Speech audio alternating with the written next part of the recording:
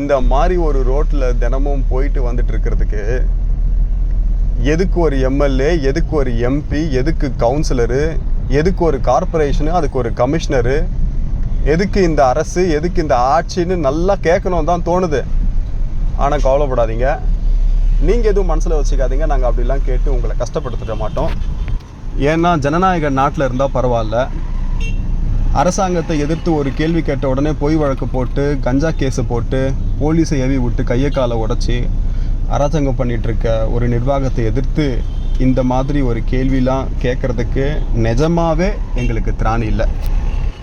தாம்பரம் மாநகராட்சி நிர்வாகமே, நீங்கள் எதுவும் பெருசாக மனசில் எடுத்துக்க வேணாம். நாங்கள் அப்படியே இந்த ரோட்லேயே ஸ்கூலுக்கு போகிற எங்கள் குழந்தை குட்டிங்க, வயிற்று புள்ளத்தாச்சிங்க, வயோதிகர்கள், உடம்பு சரியில்லாதவங்கன்னு அப்படியே இந்த ரோட்டில் போக வர பழகிக்கிறோம். இந்த ஜேஇ, ஏஇ இவங்க கிட்டலாம் எங்கள் குறைகளை சொல்லிட மாட்டோம். வாட்ஸ்அப் கிரீவியன்ஸில் கம்ப்ளைண்ட்டும் போட்டுற மாட்டோம். மாநகராட்சி கமிஷனரை பார்த்து மனுவும் கொடுத்துட மாட்டோம். அப்படி இதெல்லாம் மீறி யாராவது செஞ்சாங்கன்னா நானே சொல்கிறேன், அவங்கள சும்மா விட்டுறாதீங்க. ஒரு அற்புதமான மாநகராட்சி, அற்புதமான மாநகராட்சி அதிகாரிகள். ரோடு இப்படி இருக்குதுன்றதுக்காக நாங்கள் வரி கட்டுறதெல்லாம் நிறுத்தாமலாம் விட்டுற மாட்டோம். நாங்கள் தொடர்ந்து வரி கட்டுறோம்.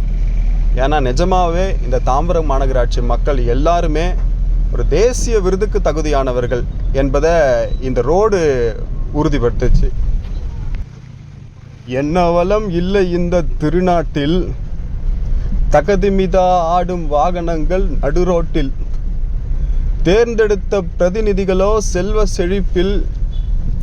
எல்லாத்தையும் பார்த்துட்டு இருக்கோம் செங்கல்பட்டு மாவட்ட நிர்வாகத்துக்கு தான் என்ன தில்.